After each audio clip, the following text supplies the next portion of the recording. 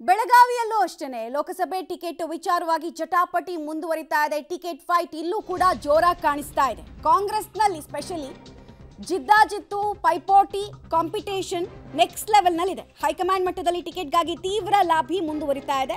ಪುತ್ರ ಮೃಣಾಲ್ ಹೆಬ್ಬಾಳ್ಕರ್ಗೆ ಟಿಕೆಟ್ ಕೊಡಿಸುವಂತೆ ಹೆಬ್ಬಾಳ್ಕರ್ ಬೆಂಬಲಿಗರು ಒತ್ತಡವನ್ನು ಹೇರ್ತಾ ಇದ್ದಾರೆ ಅನ್ನೋದು ಲಕ್ಷ್ಮೀ ಹೆಬ್ಬಾಳ್ಕರ್ ಅವರ ಮಾತು. ಸಚಿವೆ ಲಕ್ಷ್ಮೀ ಹೆಬ್ಬಾಳ್ಕರ್ ಬಳಿ ಕ್ಷೇತ್ರದ ಬೆಂಬಲಿಗರು ಮನವಿ ಮಾಡಿಕೊಂಡಿದ್ದಾರೆ.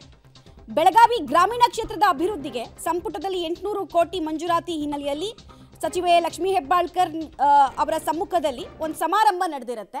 ಆ ಸಮಾರಂಭದಲ್ಲಿ ಈ ಒತ್ತಾಯ ಕೇಳಿಬಂದಿದೆ.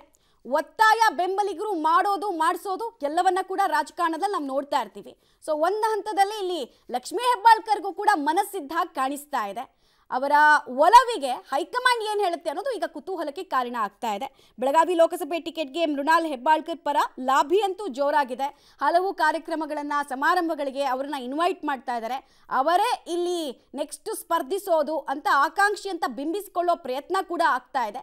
ಅದನ್ನು ಹೈಕಮಾಂಡ್ ಮುಂದೆ ತರುವಂತಹ ಪ್ರಯತ್ನವನ್ನು ಯಾವ್ಯಾವ ಸಾಧನದ ಮೂಲಕ ಆಗುತ್ತೋ, ಯಾವ್ಯಾವ ವಯಾ ಮೀಡಿಯಾ ಇರಬಹುದು ಅಥವಾ ಬೇರೆ ಬೇರೆ ರೀತಿಯಾದಂತಹ ಮಾರ್ಗದ ಮೂಲಕ ಕೂಡ ಹೆಬ್ಬಾಳ್ಕರ್ ತೋರಿಸ್ತಾ ಇರೋ ಹಾಗೆ ಕಾಣಿಸ್ತಾ ಇದೆ.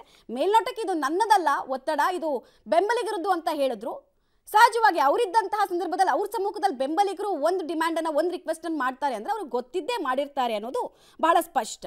ಇನ್ನೊಂದು ಕಡೆಗೆ ಮೃಣಾಲ್ ಮೇಲಿನ ಪ್ರೀತಿಯಿಂದ ಟಿಕೆಟನ್ನು ನೀವು ಕೇಳ್ತಾ ಇದ್ದೀರಿ, ಆದರೆ ಅವನ ಹಣೆ ಬರದಲ್ಲಿ ಇದ್ದಿದ್ದು ಆಗತ್ತೆ ಅಂತೆಲ್ಲ ಈ ಸಂದರ್ಭದಲ್ಲಿ ಲಕ್ಷ್ಮೀ ಹೆಬ್ಬಾಳ್ಕರ್ ಅವರು ಹೇಳಿದ್ದಾರಂತೆ. ಸೊ ಒಂದು ಈ ಬೆಳಗಾವಿ ಟಿಕೆಟ್ ವಿಚಾರವಾಗಿ ನಾವು ಪ್ರತಿ ಸಲನೂ ನೋಡ್ಕೊಂಡು ಬರೋದು ಫ್ಯಾಮಿಲಿಗಳ ಜಟಾಪಟಿ. ಕಾಂಗ್ರೆಸ್ ಇರ್ಬೋದು ಅಥವಾ BJP ಇರ್ಬೋದು, ನಮ್ಮ ಕೈ ಮೇಲಾಗಬೇಕು ಅನ್ನುವಂತಹ ಧಾವಂತ ಕಾಣಿಸುತ್ತೆ. ಸೊ ಕಾಂಗ್ರೆಸ್ ಪಾರ್ಟಿಯಲ್ಲೂ ಇದು ಆರಂಭಿಕ ಹಂತದಲ್ಲೇ ಹೆಚ್ಚಾಗಿ ಕಾಣಿಸ್ತಾ ಇದೆ. ಕಾಂಗ್ರೆಸ್ ಪಕ್ಷವನ್ನು ಹೊಗಳೋ ಕೆಲಸವನ್ನು ಕೂಡ ಲಕ್ಷ್ಮೀ ಹೆಬ್ಬಾಳ್ಕರ್ ಅವರು ಮಾಡಿದ್ದಾರೆ. मृणालचा वरती प्रेम दाखवून पुढच्या येणाऱ्या खासदारकीचा चुनावासाठी तुम्ही काहीतरी करा म्हणून, परंतु तुम्हा सर्वांना मी सांगू इच्छितो, हे जो आहे हे त्यांचं नसीब मध्ये काय आहे, तुमचं सहकार तरी आहे, प्रेम तरी आहे, परंतु हायकमांड कुणाला खासदारचं तिकीट देत आहे ना, त्यांचं काम करायचं आहे. काँग्रेस पक्षाने मला मंत्रीचं पद दिलेलं आहे. आता मंत्री असून माझा मुलगा ना तुम्ही तिकीट द्या म्हणून असं मला तरी हे आवडत नाही. परंतु हायकमांड सांगत आहे तर मृणालला तुम्ही उभं करा म्हटले तर तुमचा सर्वांचा मला आशीर्वाद.